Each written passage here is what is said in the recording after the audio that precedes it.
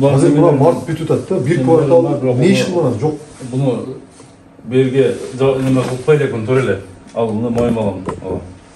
Bunu o Aşıktan moymalam. 1 sentyabrda, 31 dekabrda tirkep koyuyorsun. Hozircha просто nima qilib qoldim. Deklaratsiya bakamaqda almışayız. Tamam.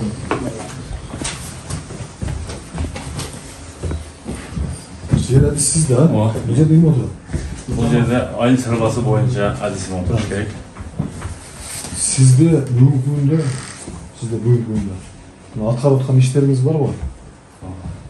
Ukaz, prezidentning ukazının negizinde, rayonun hakiminin buyrug'unun negizinde, ayol hökumetin chiqargan to'xtamning negizinde ошондой bir papkalarınız var mı jeri boyunca? Yer bo'yicha. Akapitilli papka var mı? Var. Nimadan keyin buyruq bor. Hozir nimaga jamol qo'yayotgan. Chiqmayapti negizida. O'sha bo'yicha bergan. Bu buyruk meselesi var mı? Abi 3 aylık boyunca ödersiniz. Sizde Yok, 3 aylık boyunca emas. ne?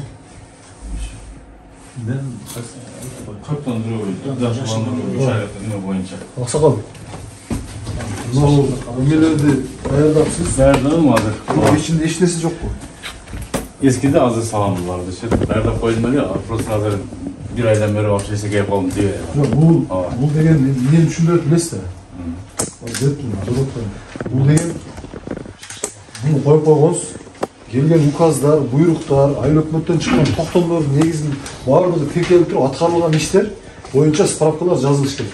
Сизден азыр айыл өкмөт сурайбы, аким сурайбы, областтан сурайбы, баардык маалыматты сураганда сиз так папкадан алып беришиңиз керек да. Сиздер азыр бир маалымат сураса каяктан алып бересиз? Oğuz ekibi veresi. Yok, жазылгандарымды таап берем. Жоқ, бунда жок. Бар. 22 жылда Koydum öyle. Yok, neyle bularda alıp koyuyor. Былтыркы жылдыкы аякта. Болуптур. Быйылкы жылдыкты мына кое элебиз. Былтыркы жылдын папкалары барбы?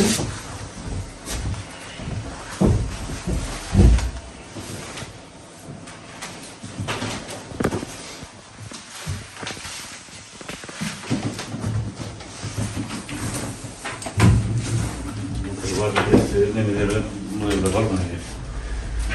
Falan gen balık şeydi. Ne yapalım? Prosta bu 20-21 Жогорку органдардан буйруктардын аткарууга алуу боюнча иш кагаздар, жалпы маалыматтар 19-20.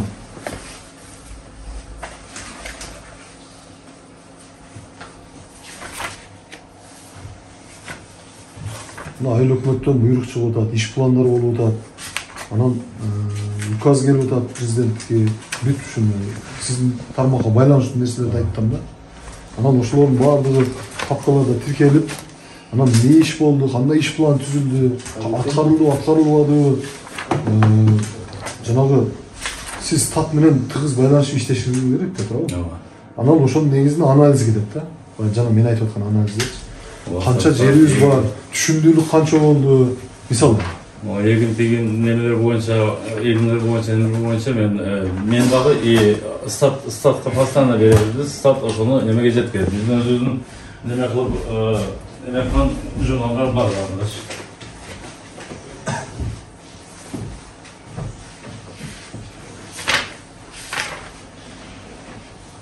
Өкмөттүн токтомдору азыр мына өкмөттүн токтомдоруна келди. Анан ар бир токтомго аткарылган иштер боюнча бир справка жазып тиркейсиздер да, туурабы? Маалымат бересиздер да акимге. Сиз кызматтык кат жазасыз айыл өкмөткө, айыл өкмөт акимге берет. Мына токтомдун аткарышы эмне болуп бүттү?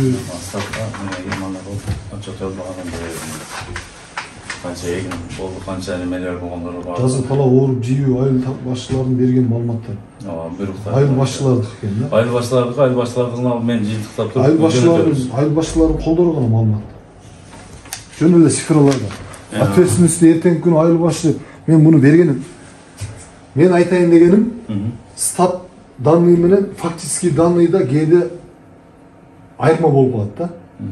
Анан ошол толук кандуу болуш үчүн Mınаны берген киши башынан баштап жоопкерчиликти алыш керек да. Сиз берген маалымат айыл өкмөткө берген. Айыл өкмөт районго берет, район областка берет, область республикага берет да. Ошо менен биз бүт социалдык экономикалык мамилелер боюнча Минфинден бая бөлүнүп акча каражатын кароо боюнча иштер кетет да. А сиздин мына айыл башчыларыңыз берген маалыматтарда кол жок, айыл башчыларынын число жок. Анан эртең жоопкерчиликке келгенде айыл өкмөт берген деп аким айыл өкмөттү жарга такайт. Жок, сизди жарга такайт, бирок сиз эмненин негизинде бердиңиз? Айыл башчыларынын негизинде да турам берген маалымат. Айыл башчыларынын соолуктур мен өзүм айыл өкмөткө жазып. Жок, мына кол коюптур. Айыл өкмөткө кол коюп анан бул биз быйылкы жылдыкын алган жокпуз, 2020 алдыбыз да. 2 жыл 2020. Ben bıйылкы жылы эмес, чарата кашылган. Мына карам. Суроолду жакшылап Мына. Бул ушул цифралардын негизинде сиз даярдап бердиңиз. Айыл өкмөт сизге адис катары сизге ишенип кол коюп жөнөттү демекчимин да. Бирок мына документ толук эмес да. Жөнөткөндөр эмес, мына мен өзүмө алып тийип койгонмун. Жөнөткөндөрдү баарын кол коюп өкмөткө кол коюп жөнөткөм. Жок, өкмөткө кол койдуруп атасыңар. Силерде кол жок. Жок, койгондо ал жака жөнөткөн документтерде кол менин өзүм колум бар.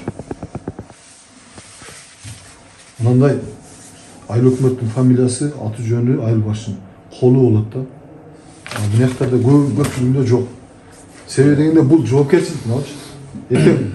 Эртең мындай крайний келгенде айыл башчы колу жок болгон болсо мен берген эмесмин десечи, анда сиз тутуп аласызбы? Бунун негизинде бүт эсеп учет кетет. Канча суу, канча электр энергия, канча айлык кетет, канча жер семирткич керек, канча ГСМ керек, туурабы? Алардан sonra бул кемчиликтерди мойнуна алабыз, түзөйбүз. 22'de болсо bir kvartal iş бүттү. 22'de. Азыр мына март бүтүп атат да, bir kvartal не иш кылган жок. Буну берге неме кылпай элекмин, тура эле. Ал муну моюма алам. Буну ашып моюма алам. 1-сентябрда, 31 декабрда тиркеп коюшту. Азырынча просто неме кылбай калдым. Бирок бар да, документтерди коюп ордого коёмун, Кудайга десем.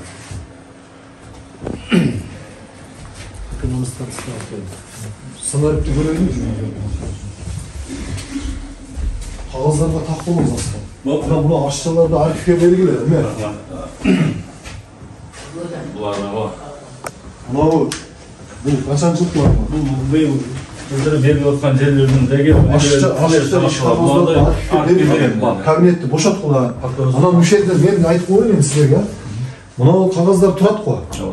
Ушуну алып эле кабинеттен чыгып барып анализ жок биздечи. Анализ кылбаганыбыздан ушул кабинеттеги былтыркы жылдыкын алып туруп, быйылкы жылга бир 2-3 цифраны кошуп жазып, бири-бирибизди алып отчет бербейли. Көрдүңүзбү? Себеби дегенде азыр мындай так туруш керек. Опис мененчи. Мыналарды архивге тапшыргыла. Булар азыр буну жанагындай эме кылып алган да. Окуу куралы катарычы.